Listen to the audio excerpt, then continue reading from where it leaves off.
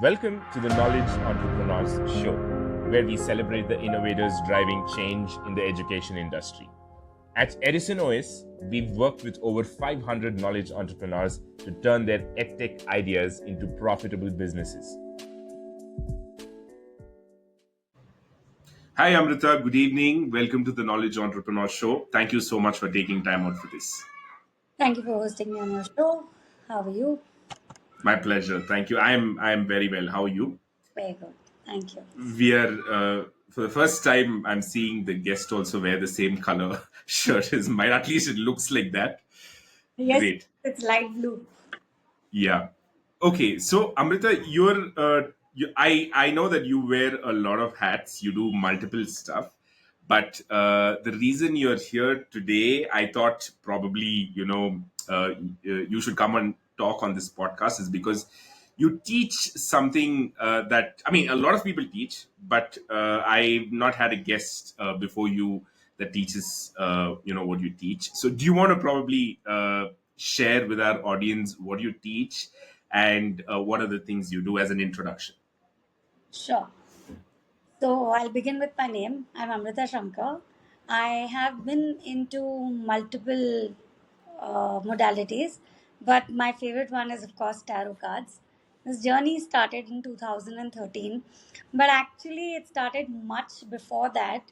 I was always drawn to this. Sorry, I'm so sorry to interrupt. In the start itself, when you say you have a lot of modalities, what do you mean, like in the astrological Yes, in domain? the Okay, got it. in the occult line itself. In the occult line, okay, got Yeah. it. Yeah. So there are a lot of modalities in occult. You have predictive modalities like you have tarot, you have astrology, you have numerology. These are all predictive sciences. Okay. And then you do have healing modalities also. There are a lot of healers in the world today. They don't need your name, they don't need your date of birth, they don't need your handprint, nothing. They can probably just look at you and probably talk about you, tell things about you, see what has happened in your life, what you've gone through, or what you are dealing with. So these are called healers, precisely. I Right. don't like the word healer because it's more like you're taking a lot of burden on your shoulders for other people. I'd rather say these are people who are ready to help you with your journey into spirituality. This is how I'd like to put things across. So I do teach Reiki. Reiki is again a very, very beautiful modality of healing. And then pranic healing. I do the healing. We are not allowed to teach pranic healing. There is a foundation of pranic healing where you can go and get yourself registered and learn if you would like to. And then I do a lot of angel healing classes. I do a lot of teaching in crystals and crystal healings. I teach tarot. I teach a very beautiful modality again called the Akashic Records. Now, Akashic Records is also a very beautiful healing modality which actually dives into the journey of your soul with your past lives, your current lives, your future lives. So when you do healing through the Akashic records, it's you're doing not only your current self a favor, but you're also doing your future self a favor because you are kind of creating or making beautiful destiny for your own journey in future. And then, of course, today we are going to talk about tarot. And I kind of got into this, and in 2013 itself, I did my own research. I used to love how these readers read about people with just cards and they pick up and they tell you what's happening in your life. I was very fascinated by it. However, I did not think that I will take up a course or something like that because it just started like with a hobby and passion and time pass and things like that. Because I had my own businesses to run that time. I had my salon, then I had a franchisee of Baskin Robbins. So I was doing multiple things, but then this always brought my attention towards it. And then when I did my own research and did a lot of things, then there was once we were doing a session on access consciousness where energetically I got a message from the guides, the facilitator who was actually doing the healing work for me. She gave me a message that I'm getting a very strong message that you should learn tarot cards. I was Wow. Okay. I was really shocked. I said, how did this happen? It was always there, but I never tried to take a professional course to learn it. So I was a little shocked and then surprised at the same time. And that's when I decided that yes, I'm going to learn tarot. So this happened in 2016, and 2000 and towards the end of 2017, or towards the end of 2016, it so happened a friend of mine called me and said, "Hey, listen, I'm going to learn from so and so teacher." I said, "What?" She said, "Yeah, would you like to come?" And I said, "Yeah, of course." And then everything just fell into place. I paid up for the class and I went and learned. And then there was no looking back. And I was just reading for my friends, for my family to get practice, to get. I mean, there was so much of excitement around the cards. And when people say, "Yeah, yeah, yeah, how do you know? How do you know?" I said, "I don't know anything. The cards are saying this." So everybody used to get very excited. And that motivated me to go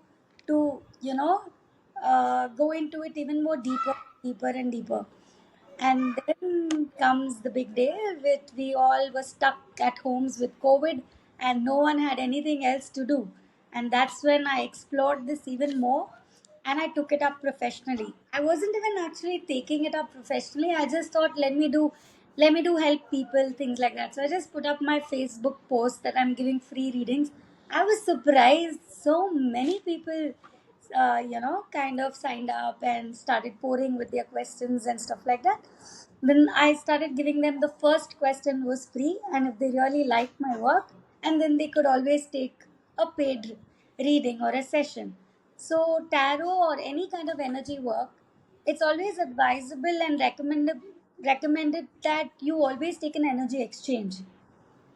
It's not right to get into someone's space without they giving you any kind of an energy, because you are exploring their space, so you are interfering with that.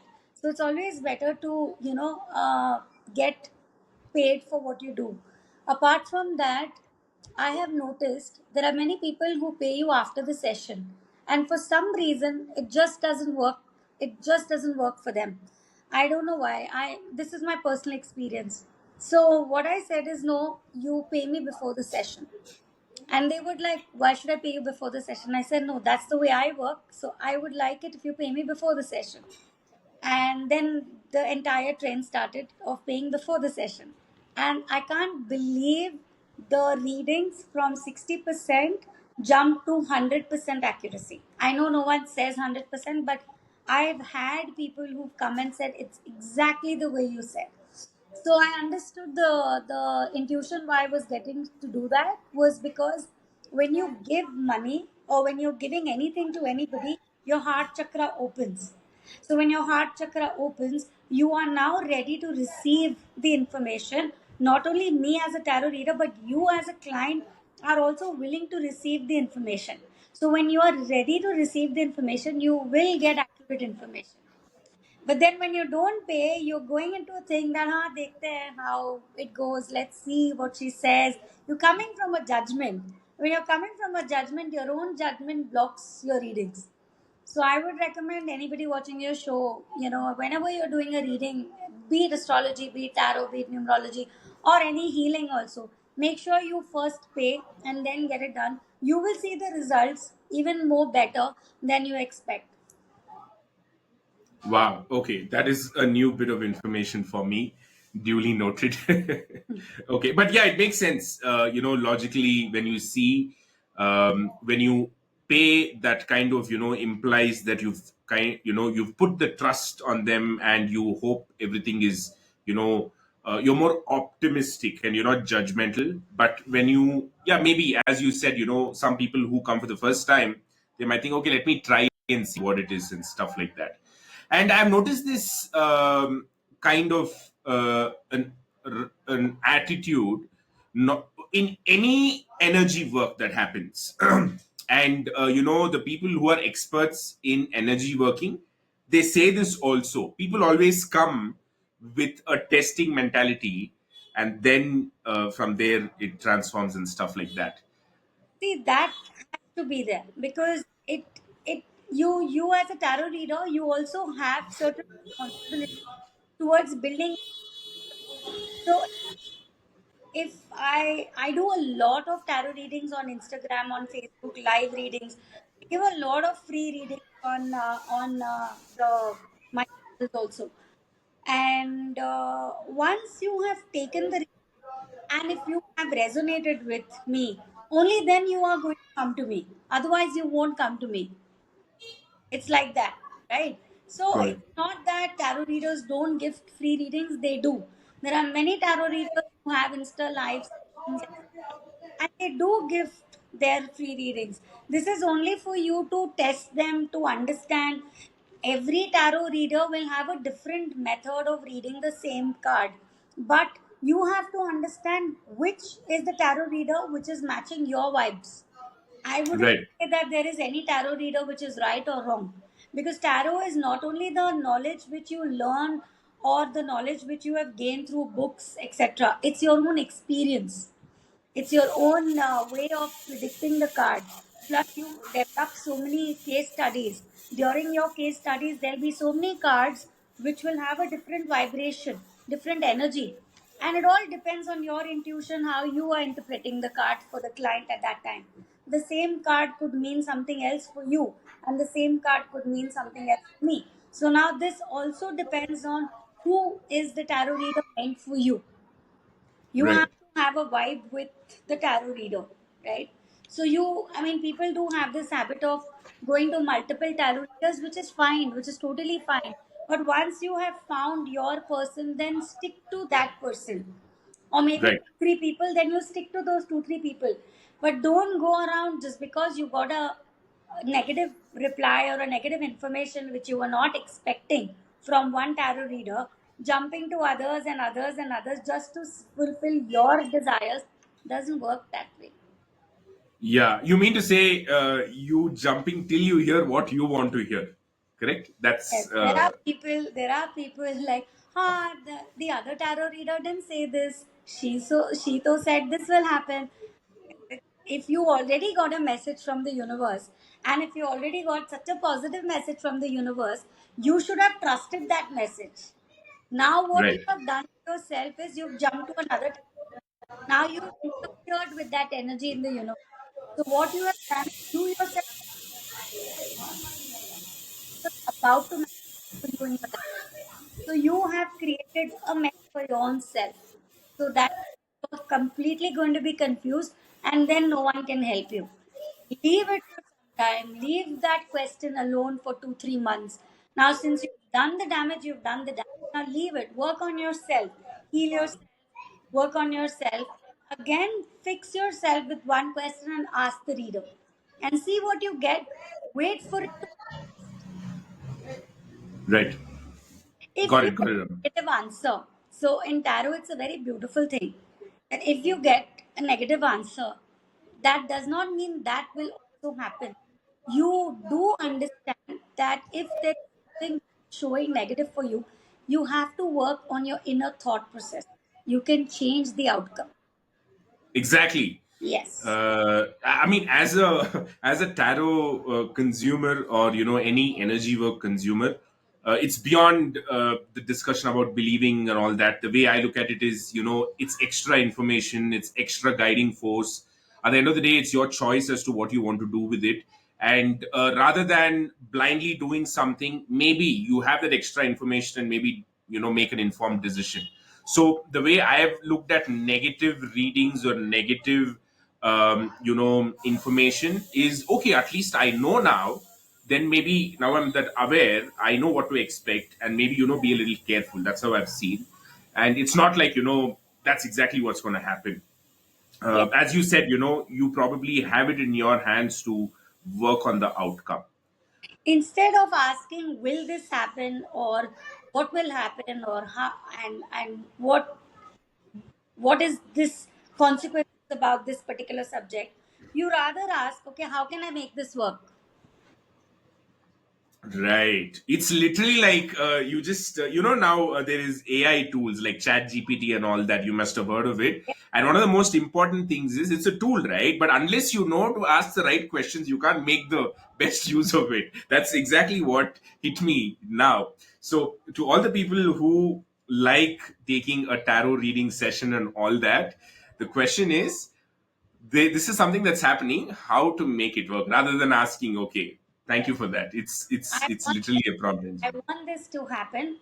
So I'm not going to ask, will this happen? Because when I'm asking that, I'm creating a doubt in my own manifestation, Right, right? So right, what I'm going to ask the universe, I'm going to address this. Look, I know this is happening and I want it to happen. I just want to know how can I work things out for myself to make this happen. So then right, you are now working on your internal force. You are now working on your inner subconscious mind. So when you start working towards your inner guidance, your outward life is just a mirror of your inside life. So when you yeah, rectify your inner world, your outer world automatically falls into place. You really don't need to run and chase anything outside of you, because everything outside of you is an inner reflection. right. Got it, Amrita. So what I'm going to do now is I'm just going to, take you or ask you questions related to teaching these things. Right now, on behalf of people who are tarot readers, but who are only tarot readers and who are not into teaching, and then there are people who are interested in tarot reading and who think that they also want to become tarot reading and then eventually teach. Now let's talk about the teaching world. Right, how did you started off as someone who was just interested in tarot reading? You found it interesting and fascinating. 2016, 2017, you learned it. 2020, you had time. You thought you can teach it. So No, how did the I did not teach. I started teaching only towards 2021, oh, 20. right, okay. Yeah, because kind of started reading. To be honest with you, I always used to read that. I don't know if it's not. Let me just see whatever the best shows up. And I would leave it on the universe and I would read. When I started getting a lot of positive feedbacks, ma'am, you said this actually happened. Now tell me what. So when I got at least 90 people out of 100 people coming and telling me that your reading work, I was my level of confidence began, or it Right, became higher. Okay. Now, once you are a reader, it becomes very easy. Acha, I can to read now. Let me start teaching. I would suggest people not to do that. At least okay. uh, read for people, because you'll have so many case studies. Because tomorrow, if you have a student and they ask you something and you don't know what to answer, it's not going to be nice for you also, and neither for the student also. So once you become extremely confident, you can get into teaching. And I actually didn't even think about teaching, I'll be very honest with you. I had Okay. readers, not students. I literally had tarot readers who were professional readers, who Hmm. reached out to me and who told me on Facebook, can you please teach me, because I love the way you read. I have Oh, already right. I have already done the course twice before, and I am sorry, but I just can't read the way you're reading. So, can you please help me in this? When I got these kind of requests, and I started getting people who have come by themselves to approach for teaching, and I was just thinking to myself, I think I'm just called upon the universe to do this, and that's how I just went into it. Because teaching is, Okay. at least tarot, I mean, I regard every aspect of teaching is a very noble thing, and only you are blessed that you can share your knowledge with people, and then you get paid for it, then you are double blessed. Right, yeah. I mean, you are talking about something that you love, and then you're also getting paid to do Yes, that. yes. So that is great. So okay, so you did not intend to become a teacher. Tarot readers liked the way that you were reading, and then they wanted to learn from you, and that's how your teaching journey started. Okay, got it. And tarot reading was the first thing that you started teaching, and then the other energy works also you started teaching. Yes, yes, yes. Once I finished, Okay, once I started teaching tarot, then I started teaching Akashic, then I started teaching numerology, etc., etc. But my core strength began from tarot. Everything in my life, with regards to, though I first started learning Reiki, doing Reiki, all the healings, but the first thing when I actually did things professionally, it was definitely tarot. And right. through tarot, when people were going through pain, that's how I could help people to heal themselves, because I was a healer. So I got people enrolled up with healings if they were interested in healings, and that's how everything began. So I can say the foundation of any occult should be tarot. Got it. So now, till about 2021, you were mainly reading and then you got into teaching. How is your time divided between teaching and reading? And um, because you're in so much demand of, from people to be read, do you think teaching is getting you a good return on investment? Yes, I mean, without a doubt, because whatever you teach, it comes back to you in tenfolds. You are not teaching someone just tarot, you are teaching someone to earn a living for themselves, to become self sufficient, to become self independent. They don't have to rely on anybody else apart from phone, a social media network channel, and your tarot cards. You're done. There's no too much of investment apart from the investment amount of your course, and you become a professional reader. Today, there are multiple platforms where tarot readers are hired. For example, you have Astro Sage, you have Astro Talk, you have I don't know how many apps which have started hiring tarot readers professionally. So you can aram say like earn a, even if you don't know how to go and get clients from outside, you register yourself with these apps. You know that every month you are earning anywhere between 25 to 40,000, and there are people on these apps who are earning even 1 lakh per month. So you have a vast area for you to, grow professionally. Got it, Amrita. And once you finished your first batch of teaching, how did you kind of approach teaching? Did you start organizing? Did you start, making batches? And how did you allocate time? And yeah, if you can talk about those things. Sure. So, if you really want to do it big, I can talk about that also. You can have a certain digital marketing media platform for yourself. They plan webinars for you, they fix up the webinar for you. You will get leads because you're paying them, they get you leads. They, do your entire advertisement on media, etc. You generate leads. So, I think in my first two webinars, where we generated almost about 1,000 plus leads, and the people who came Wow. for the webinar was almost 250 people came for the first webinar. Okay. And then you get to talk about a little bit of your tarot in front of, you know 250 people who are interested in learning tarot, who are interested in understanding tarot, etc., etc. From that, get into your conversions, and that's how you form your batches, etc. Got it. And usually, how long does it take for one? Because tarot is a very subjective topic, right? I mean, it's not like it starts here, it ends there, and all that. It's about people feeling confident of doing it. So, how do you really structure? How do you kind of define a starting and an ending point for a topic as subjective as tarot and other things? Okay, so we have our course content, which includes a lot of things. We have the tarot meditation, we have the tarot journal, we have understanding the tarot cards. So you have the description of the tarot cards. The thing is, what people think that you have to literally mug up the meaning of those 78 cards. Right. Be highly mistaken. You don't really need to memorize the meanings of the 78 cards, and it is highly impossible for anybody to memorize that. It doesn't work that way.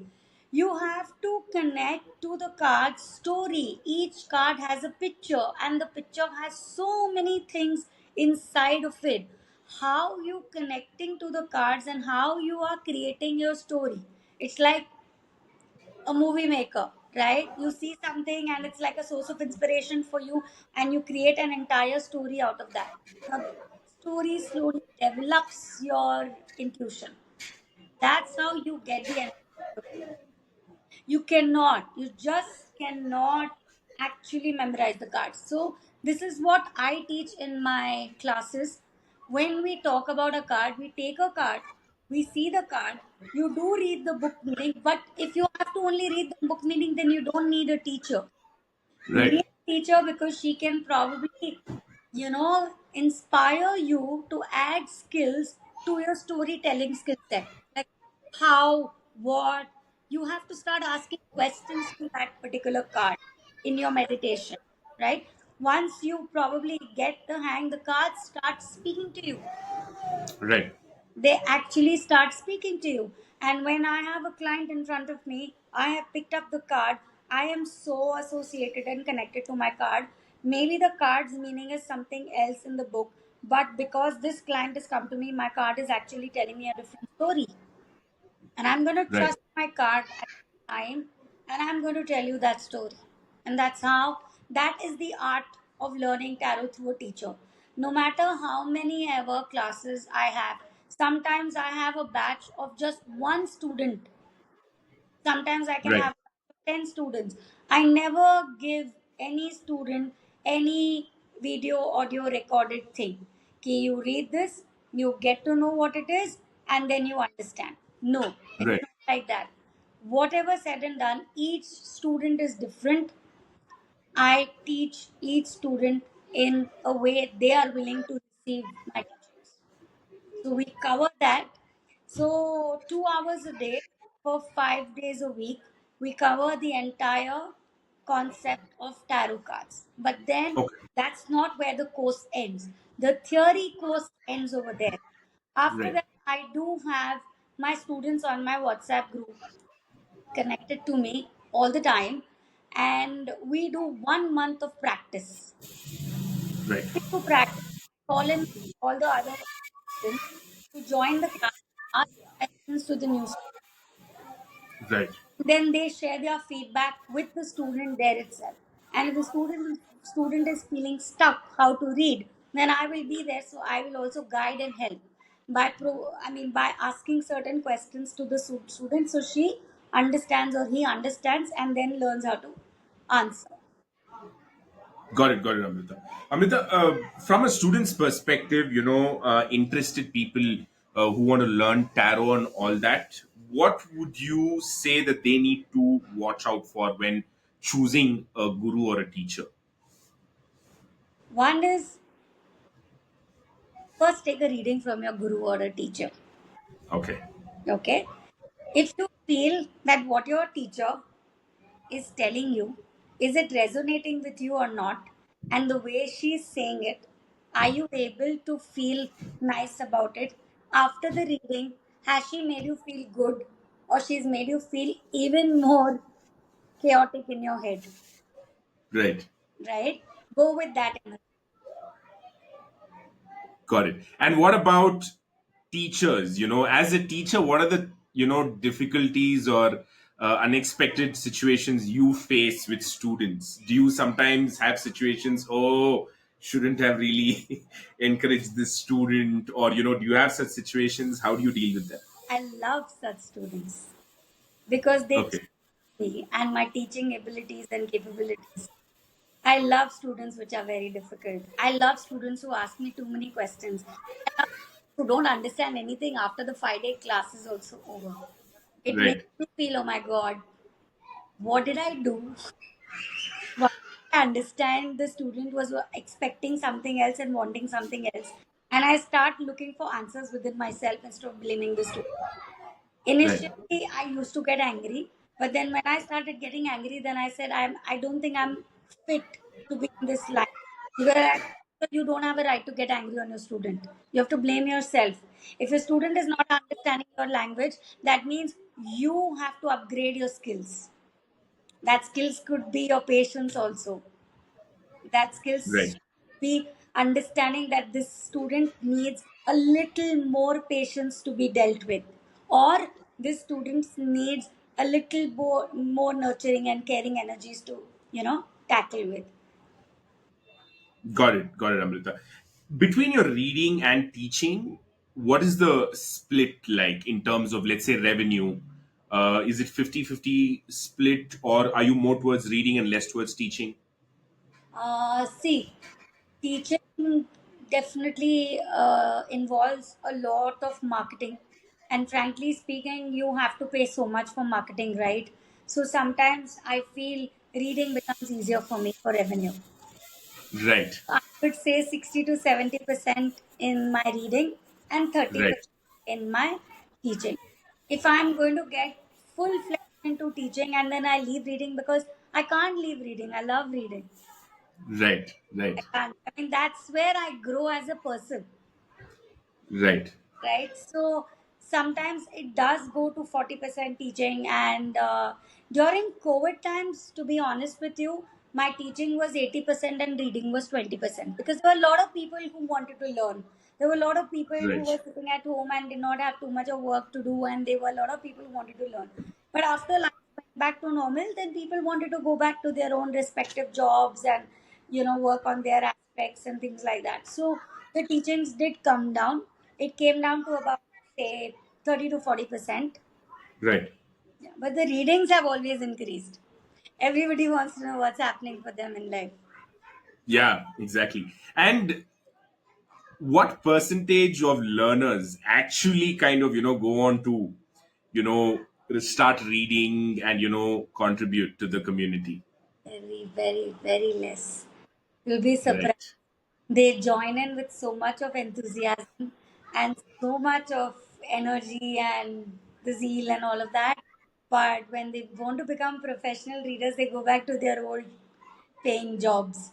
And you can say only 20 to 30% out of the lot actually become very successful tarot readers. See, And tarot reading is a lot about your inner journey. It's a lot about spirituality. It's a lot about how you learn to know yourself better in your journey of life. It's more about your own healing journey.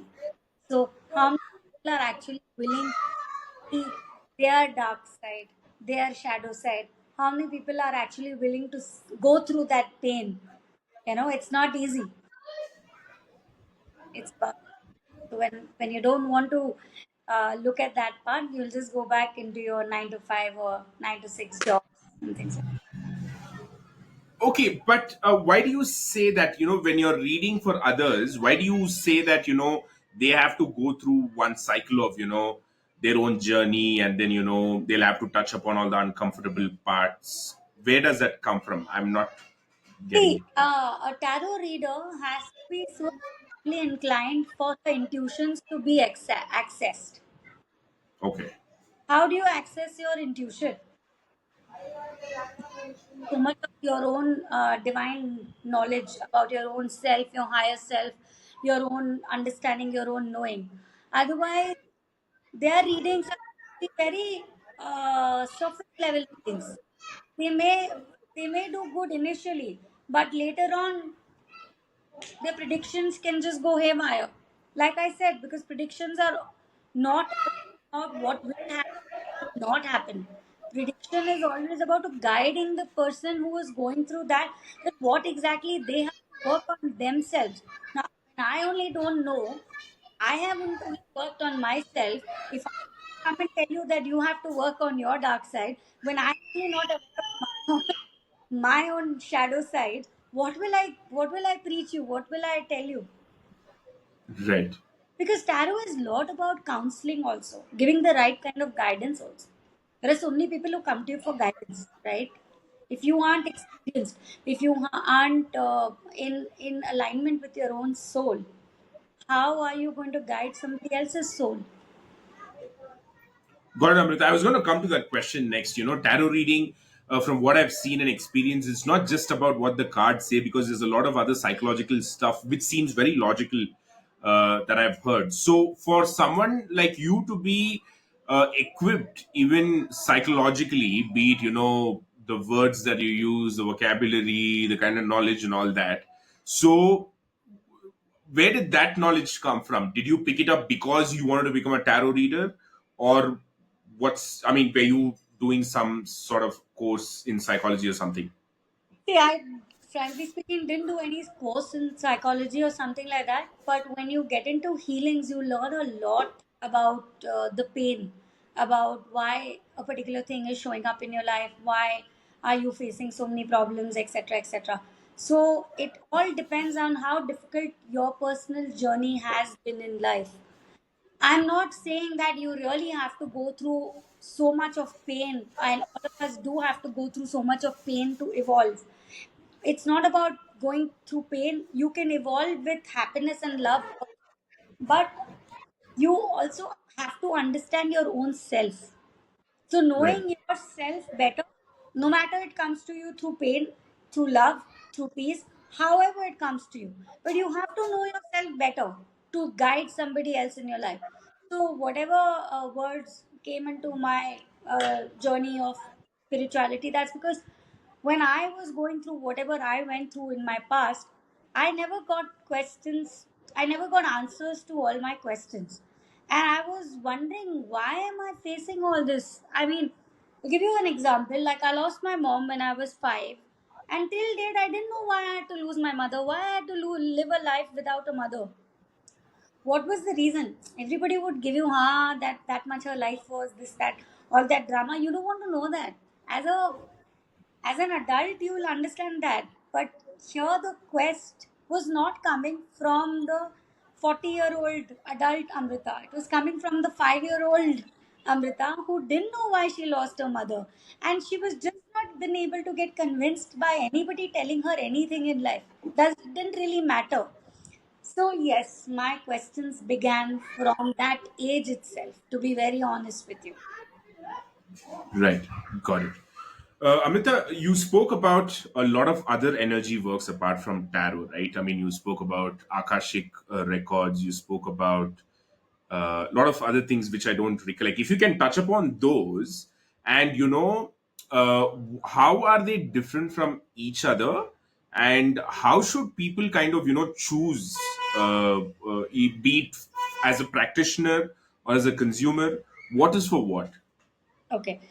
All the modalities work for almost everything. Okay. It's not that I'm not going to be partial. Ki this works for this works for that, and all that. Mainly, your major issue comes from your suppressed emotions when it Right. comes to healing.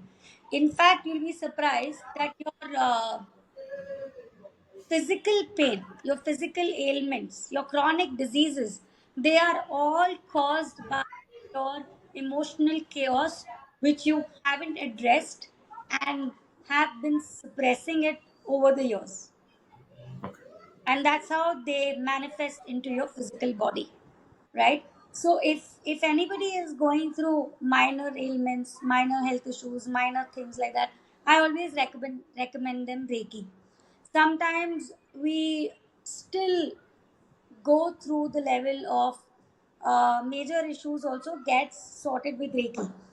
But say if it's a pattern in your life and you have done Reiki healings couple of times, like multiple times, and after 6 months to 1 year, that problem again crops up somewhere else in your life in some other form, but the pattern will be the same. That means this is definitely coming to you from a past lifetime. Because this issue has not been sorted out in your past life, it's carry forward to you in your this life. So if you don't sort it out in this life, it will again be carry forwarded to your next life. Now this is for people like, what if I don't believe in a past life? Then I'm sorry, I cannot help you. But there are people, kids born who are like 6 months old and they have cancer. And do we have an answer to that? We don't. Right. Till today, doctors don't have an answer to why so and so got cancer. As an adult, Right. you can say, okay, this happened, that happened. Okay, as an adult, you can say that, oh my God, this person had suppressed her or his emotions for so long, and now that's developed into cancer, etc., etc. But what suppressed emotions can a 6-month-old baby have? Right. Right? So that's when I say it has to have some kind of a connection before the baby was even in the mother's womb. So there has to be a past life. It's as simple as that. My answer is always that. So that's when I recommend people to go in for Akashic records. When they have multiple issues, which even though doing solutions, working on yourself, doing so many things, building, I mean, those patterns still coming back into your life, then you will have to clear it from your Akashic records. Otherwise, all the healing modalities work for all the problems. It's not that they don't. It all depends. Some people, when you do pranic healing for them, they become all right like this. Okay. And there are some people, when you do pranic healing for them, nothing works. They don't feel anything. There's no energy work which is taking place. So you Right. know that this particular modality is not working for so and so. You switch and give them Reiki healings and see if that works, and then work that. So it all depends. And mainly, I think when you talk to a client, it's just an intuition which comes to you saying that okay, what will work. There's no uh, you know identified way of dealing with ki only this will work for so and so, or only this will work for so and so. It's not like that. Got it, Amrita. Amrita, coming to your, entrepreneurial life now. I mean, you've been doing a lot of things, but at this point, is this your main work? And is this what you do mainstream, or are you still doing multiple things? I'm still doing multiple things. So I work for a company as the relationship manager, area sales head for South, for a cosmetic brand though. I am also doing my healings, I do my readings, I do my teachings. So this is about my personal thing. Apart from that, I have worked on my project called Tarot Talk. It's an app Okay. where I will be hiring multiple astrologers, tarot readers who can start reading on my platform. So it's called Tarot Talk. It's available on Google Play Store right now, but we are Oh wow. still working. We are still working on it to build it even more. Right now, we have just launched it like a soft launch, testing.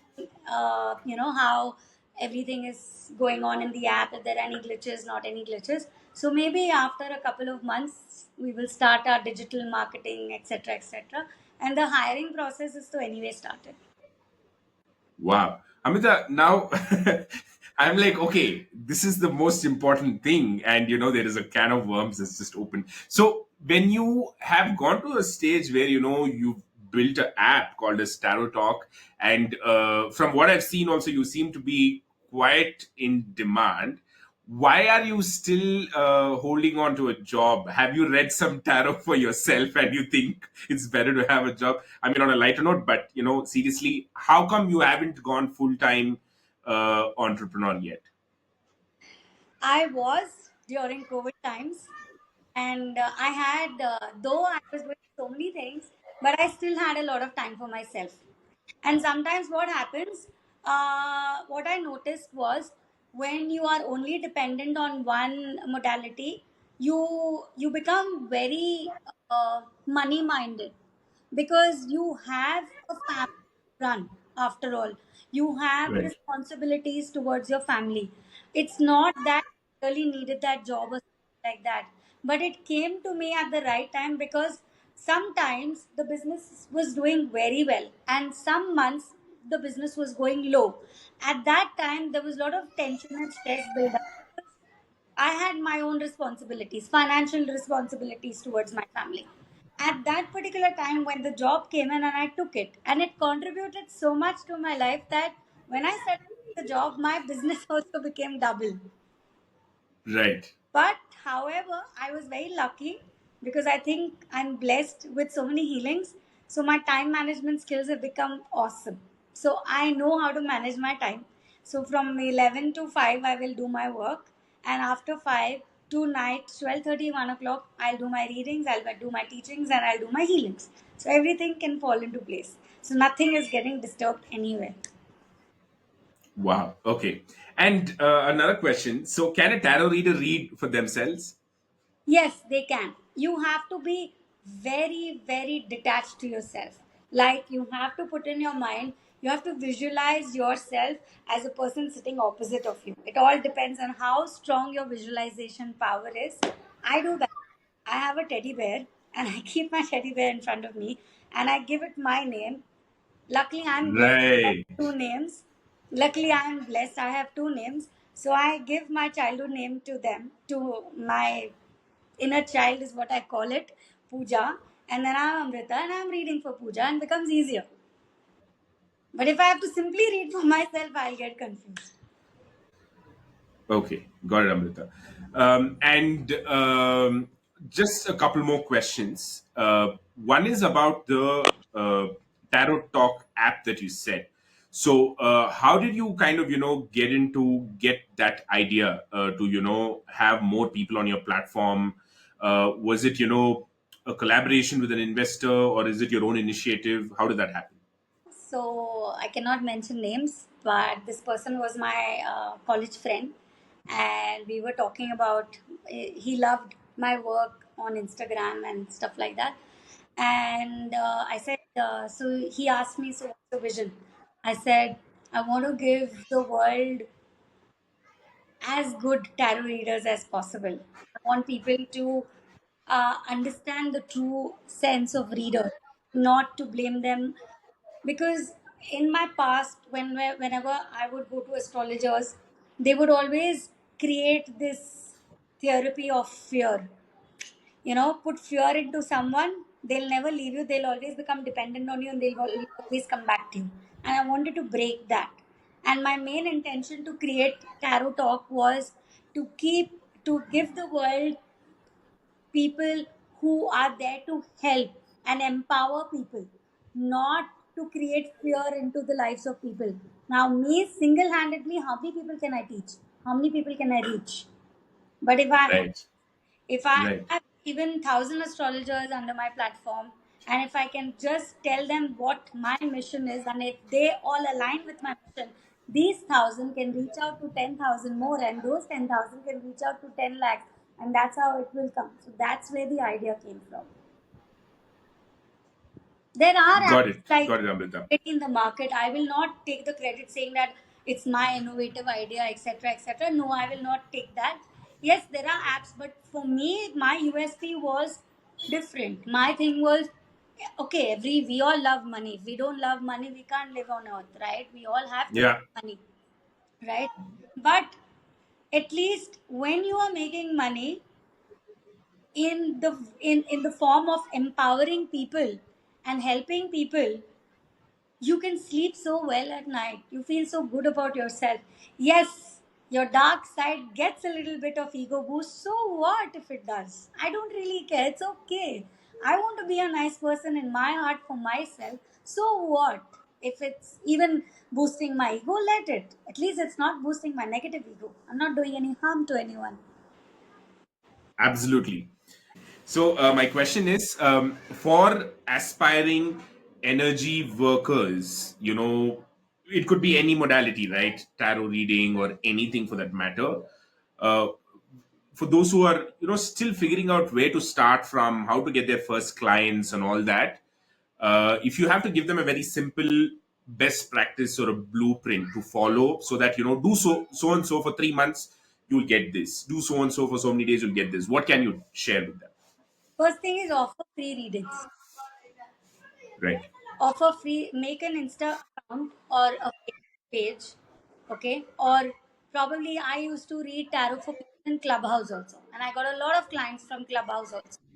So what you can do is, when you have an page as well as a Facebook page as well as a Clubhouse. Now Facebook and Insta will give you people who can just send their questions and you read for them, and maybe they reply to you, maybe they don't reply to you. So that could be a little bit of shortcomings for you to understand what your real feedback is. But what happens in Clubhouse? It's a platform where people talk to you, where you talk to them and they talk to you. You don't see each other, but then you talk to each other. So then when Right. you're reading for them, you immediately come to know whether is it resonating, is it not resonating. So as you develop your feedback and as people start liking you, then people start reaching out to you for your paid sessions. But the most important thing is, make sure you are very very consistent on your Insta page, in your Facebook page, and in your Clubhouse, where you are putting up certain daily guidance messages for people. How will your day be today? For a general collective, love life for the general collective. Whatever you feel like, you really need to put those up as reels, as posts, how you feel like, automatically people will start connecting to you. Once they resonate with you, they see your consistency, they see how good your work is and how honest you are with your work, you will automatically get clients. Got it, Amrita. Very simple. To each and every action, there's an opposite reaction. So it will happen. It's not possible that you put in something and the universe is not going to give you something back in return. That just doesn't happen. It has to happen. Simple hard work. Great stuff, and consistently. And one final topic on a lighter note. These energy works are always looked down upon by educated people, because there is no scientific evidence and all that. Let me just complete it. I have a very interesting question at the end of it. And you know what? With the developing technology, there are equally so many number of people who are onto these things. The advanced techs are being used to provide these services. In your experience, all these how do you see highly educated people coming to you, like highly scientific people coming to you, asking for readings using your tarot and all that? How do you just see this, and where are we going as a trend? I have doctors coming to me. Right, right. I have doctors not only taking readings from me, but I have doctors taking healings from me. Wow. And Okay. doctors have recommended people to come to me to take Akashic records, their clients to come to me to take Akashic records and to do Reiki healings for them. Got it. So, what exactly do you do in an Akashic record? Is it like a tarot reading only, or is it that does that need physical presence? No, it doesn't really require physical presence. In fact, it does not even require you to know the client. The only thing which we require in a Akashic reading is the consent of a client that yes, I allow you to access my records and your one deep question. You have to ask me one deep rooted question and you give me some time. I can do it with you face to face because some people say, I don't know what you're doing, how you're doing, so I want to know. Okay, you can be on a video call and we can do it for you. Otherwise, I don't even want the client to be with me because sometimes when the client is with me, their energies interact so much into my space that I, don't get answers for my questions which I've asked in the records. So you do a meditation and you get into a complete 15 to 20 minutes of complete silence where you access the records and you get answers. And I tell my clients very clearly, don't tell me anything. I don't want to know about your past. I don't want to know about Right. your present. I don't want to know about your future. I only want Right. one question. And they're surprised by what answers come out. They ask me, uh, validate, how can you validate of a thing which has happened in my past life? I said, I can't validate. How can I validate? But I can definitely tell you why are you facing that problem. Right. Right. Okay. Great. But there are certain shows and documentaries, where they actually validate. Like like one 10-year-old would have kind of recollected some information, and he or she would have told certain information. They would go back there and find similar Yeah, things. see, that will happen. Like, there are No, so many. I mean, I'm just saying, Yeah, like, I'm not saying you need to do that. I'm just saying that is also there. yes, yes. There are If very few. There are very few children, or there are very. They are actually called the star seed souls. There are very few souls who are born right now in this zone of choice where Right, they exactly knew who they were, and most of these souls remember their past lives. I'm not saying right. they don't, they do. But it's not easy for everyone to do that. Because if you remember your past life, you don't know which life you will sort out in this lifetime. What will you do? Will you run about sorting out your past life issues, or you will run about sorting your Yeah, yeah, life? yeah. Exactly. I mean, sometimes memory is nothing but suffering. It is better to forget things, Forget it. and I will never Having a wish. good can be a curse also. Sorry. Having a good memory can be a Good. curse also. Exactly. Exactly. Because one thing that people get advised is let go of your past so that you can move forward. And just imagine you not only remember a few years back, but you remember lifetimes How That's, torture is I don't that know. for you? You need to be able to handle that. Okay, Amrita. Amrita, thank you so much for your time. It was a pleasure talking to you, and thank you so much for candidly sharing, whatever you knew about this whole thing. I hope it helps people, who are aspiring to get somewhere in the energy works domain. Thank you for And in case people want to reach you, if you want to share your details, where can you be found most frequently and easily? my phone number 95383009. You can always reach out to me, but text me before reaching out to me because I don't answer calls. The other thing is, I have my Google account, Google page. It's called Magical Manifestations. You can also read reviews, etc. over there. I have my Insta account. Insta account is called Manifestations Magical, and Facebook account is also called Magical Manifestations. Got it, Amrita. Thank you very much for that. Uh, Thank you so much. All the very best for your app that you're launching, Thank you. and hope to catch you sometime down the line to get more updates and maybe more strategies. Sure.